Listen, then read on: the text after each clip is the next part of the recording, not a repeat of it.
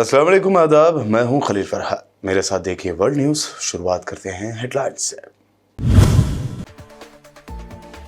खौफनाक धमाकों से दहल गया ईरान का शहर करमान। कासिम सुलेमानी की चौथी बरसी के मौके पर उनकी कब्र के नजदीक धमाकों में 103 अफराद हलाक।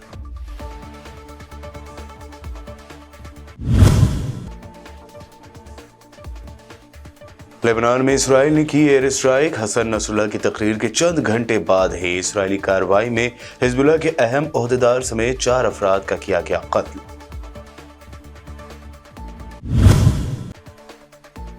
अमेरिका के शहर न्यू जर्सी में इमाम मस्जिद हसन शरीफ को नमाज फज्र के वक्त गोली मारकर किया गया शहीद। शूटर अभी तक है फरार। सरकारी ओहदेदार ने मुस्लिम दुश्मनी पर मुबनी वाकया मानने से किया इनकार।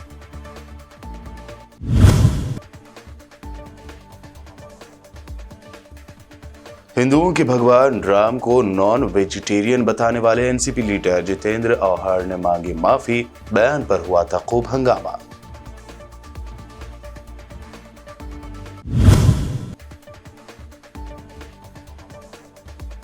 राम मंदिर के इफ्तिताह को लेकर अशोक गहलोत ने बीजेपी का नाम लिए बगैर कहा, राम मंदिर का शिलान्यास राजीव गांधी ने करवाया था, लेकिन अब हो गए हैं नए नए राम भक्त पैदा।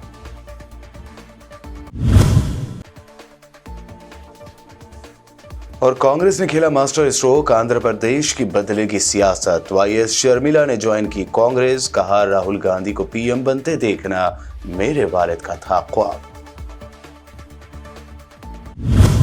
ये हेडलाइंस बढ़ते हैं खबरों की तफसील की जानिब। इराक में अमेरिकी ड्रोन हमले में मारे गए ईरान के पासदारान इनकलाब के जनरल कासिम सुलेमानी की चौथी बरसी के मौके पर उनकी कब्र के नजदीक 2 बम धमाके हुए हैं, जिसमें 103 अफराद हलाक और मुतादिद जख्मी हो गए। ईरान के सरकारी मीडिया के मुताबिक धमाका उस वक्त हुआ जब जनरल कासिम सुलेमानी की चौथी बरसी पर मस्जिद सुहेबुज़्ज़मा के साथ उनकी कब्र के नज़दीक इज्तिमा में सैकड़ों अफराद मौजूद थे। इसके बाद दिगरे होने वाले धमाकों की नौइयत और मवाद से मुताल्लिक़ ताहार कुछ मालूम नहीं हो सका। धमाके की आवाज़ दूर दूर तक सुनी गई और इज्तिमा में भगदड़ मच गई। दर्जनों लोग कदमों तले कुचले गए। करमान के डिप्टी गवर्नर ने धमाकों को दहशतगर्दी करार देते हुए 103 अफराद की हलाकत और 60 के जख्मी होने की तस्दीक की है। जख्मियों में से कम 15 की हालत तशवीशनाक है।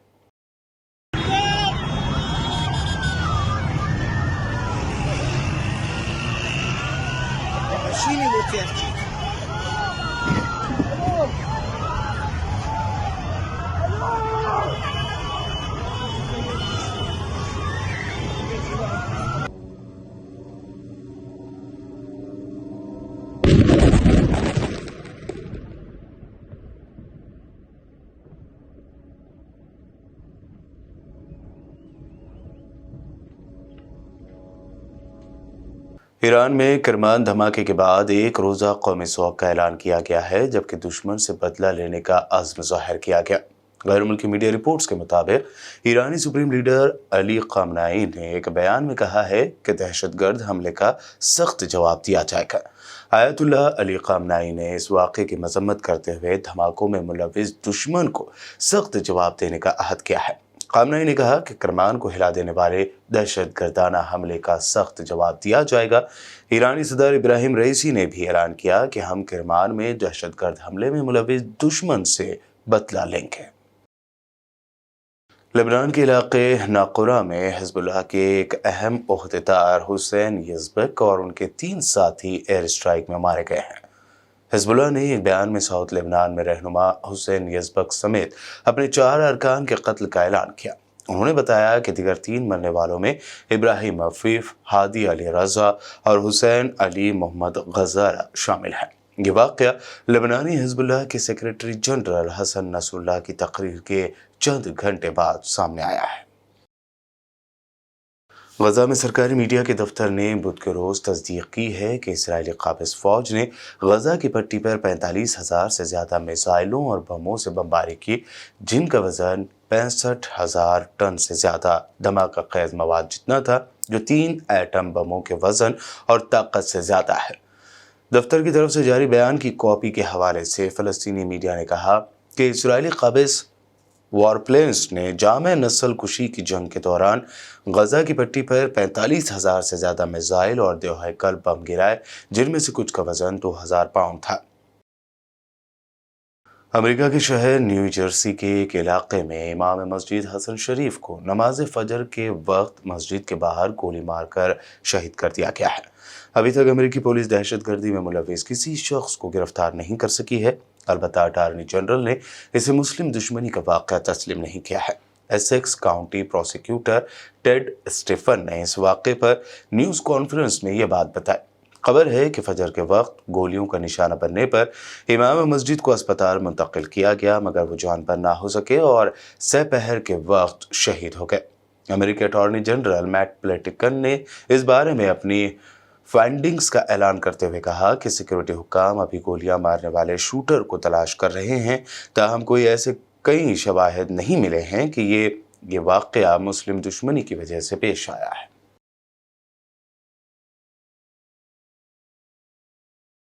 सऊदी फरमानरवा शाह सलमान बिन अब्दुल अजीज़ ने 1000 उमरा ज़ायरीन की मेज़बानी की मंजूरी दे दी है।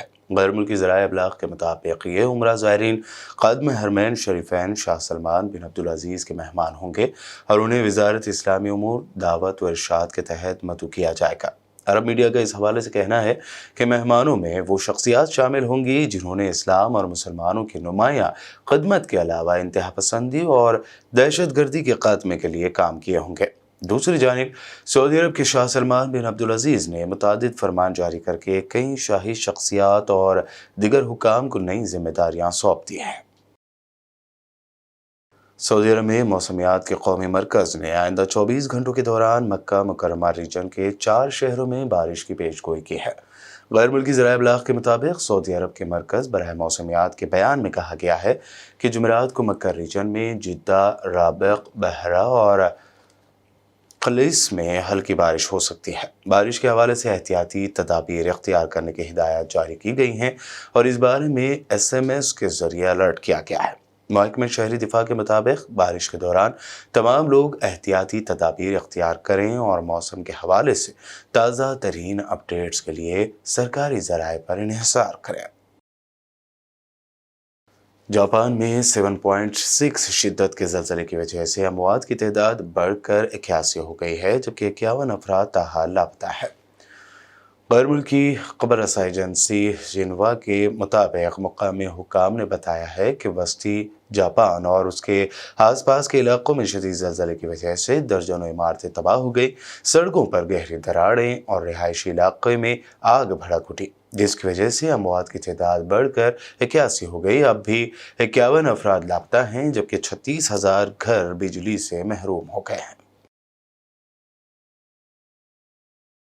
बुलेटिन में वक्त हुआ है एक शॉर्ट ब्रेक का। जल्द लौटेंगे और देखेंगे मज़ीद अहम खबरें।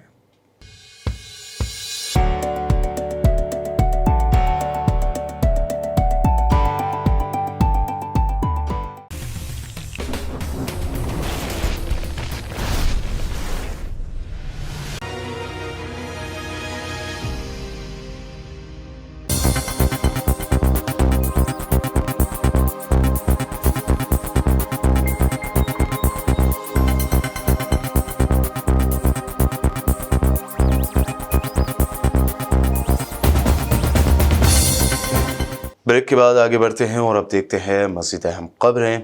NCP लीडर जितेंद्र आहार ने लॉर्ड राम को वेजिटेरियन के बजाय गोश्त खाने वाले नॉन वेजिटेरियन वाले बयान पर आखिरकार माफ़ी मांग ली है। इससे पहले उन्होंने क्या कहा था जिस पर इतना हंगामा हुआ, आइए देखते हैं। तब खाते क्या थे राजा राम, और राम क्षत्रिय था, तो क्षत्रिय का खाना ही मांसाहारी होता है। लेकिन आप कह रहे हैं इसको क्यों कंट्रोवर्सी कहीं ना कहीं होती है, आपको नजर नहीं आ रही? क्योंकि राम को मांसाहारी करना, क्या कंट्रोवर्सी? कंट्रोवर्सी क्या? राम का खाना क्या था? कोई बता देवे कि राम मेथी की भाजी खाता था। आप अपने कहे पे कायम है बिल्कुल, इसको कभी बिल्कुल कायम है। ये है आप क्या भारत को शाकाहारी बनाना चाहते हैं क्या? इस देश के 80% लोग आज भी मांसाहारी है। वो राम भक्ति है ना।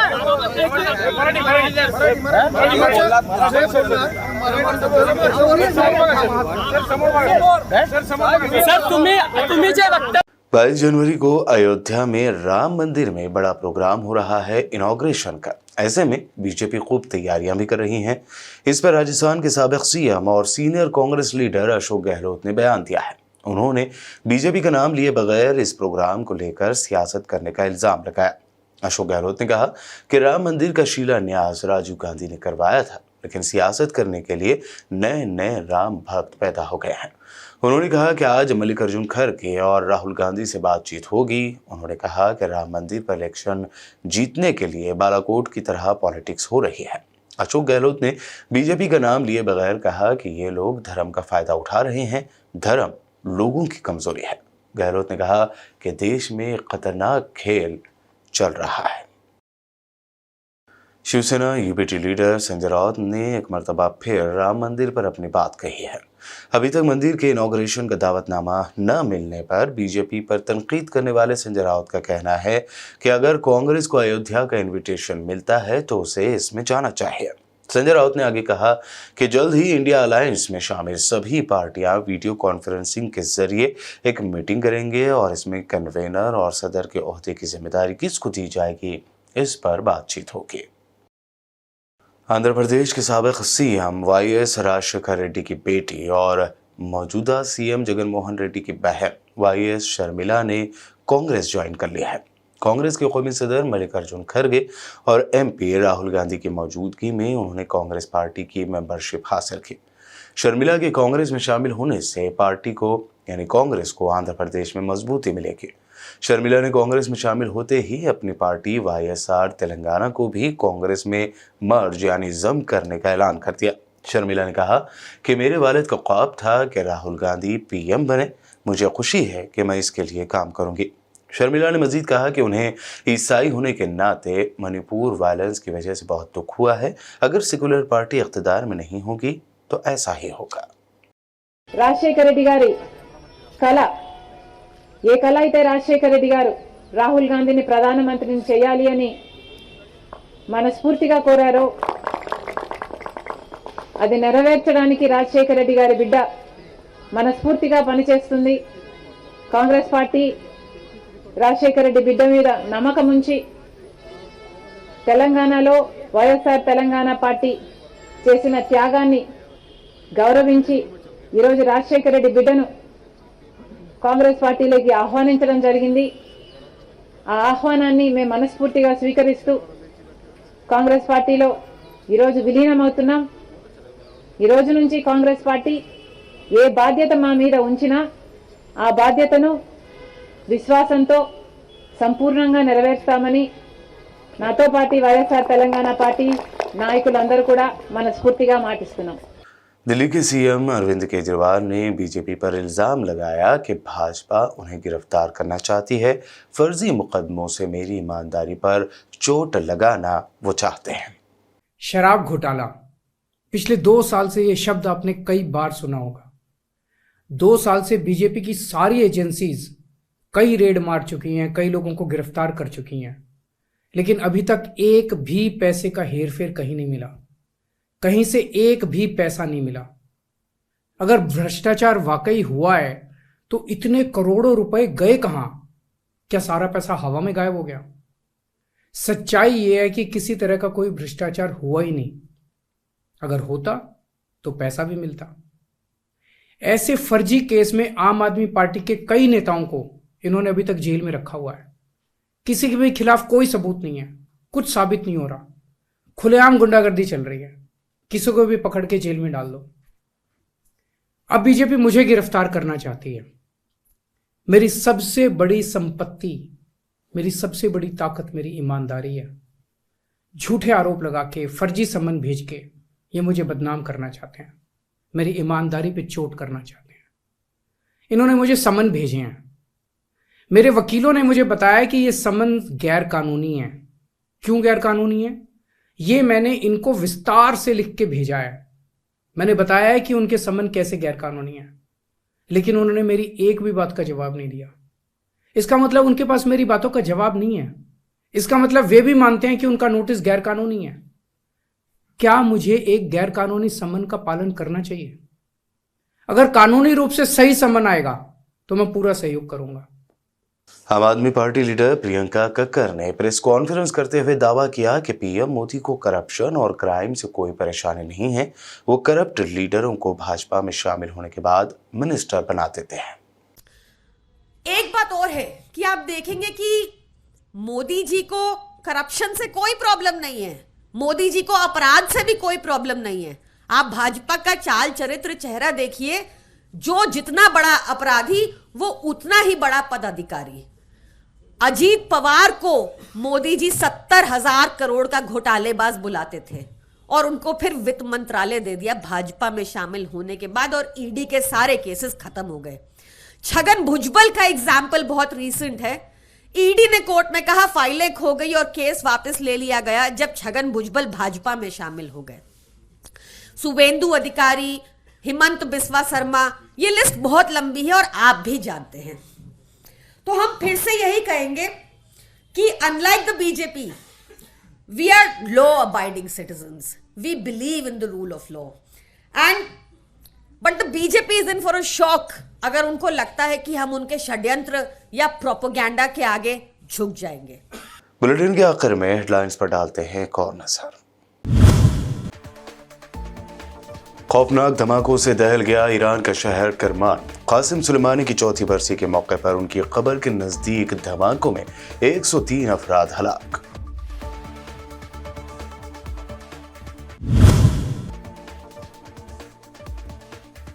लेबनान में इसराइल ने की एयर स्ट्राइक। हसन नसरुल्लाह की तकरीर के चंद घंटे बाद ही इसराइली कार्रवाई में हिजबुल्लाह के अहम ओहदेदार समेत 4 अफराद का किया गया कत्ल।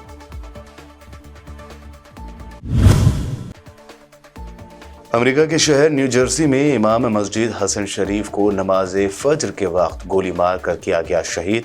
शूटर अभी तक है फरार। सरकारी ओहदेदार ने मुस्लिम दुश्मनी पर मुबनी वाकया मानने से किया इनकार।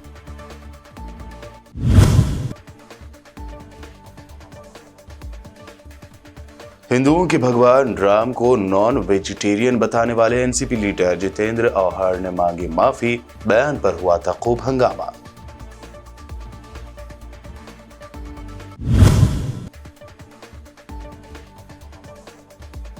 राम मंदिर के इफ्तिताह को लेकर अशोक गहलोत ने बीजेपी का नाम लिए बगैर कहा, राम मंदिर का शिलान्यास राजीव गांधी ने करवाया था, लेकिन अब हो गए हैं नए नए राम भक्त पैदा।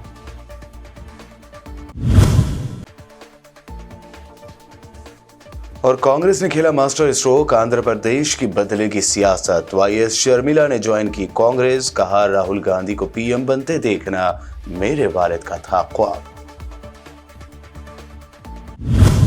वर्ल्ड न्यूज में ये थी अब तक की अहम इंटरनेशनल और नेशनल न्यूज। देखते रहिए बीबीएन चैनल। बीबीएन चैनल के व्यूअर्स के लिए एक अहम इत्तला। अब बीबीएन चैनल का टेलीकास्ट भारत भर में हो रहा है। हमारे व्यूअर्स भारत में कहीं भी टीवी पर अब बीबीएन चैनल देख सकते हैं। स्क्रीन पर बीबीएन चैनल की टेलीकास्ट डिटेल्स दस्तयाब हैं। इसके अलावा भारत भर में किसी भी एरिया में अगर आप बीबीएन चैनल देखना चाहते हैं तो आप अपने केबल ऑपरेटर को इसके लिए कह सकते हैं।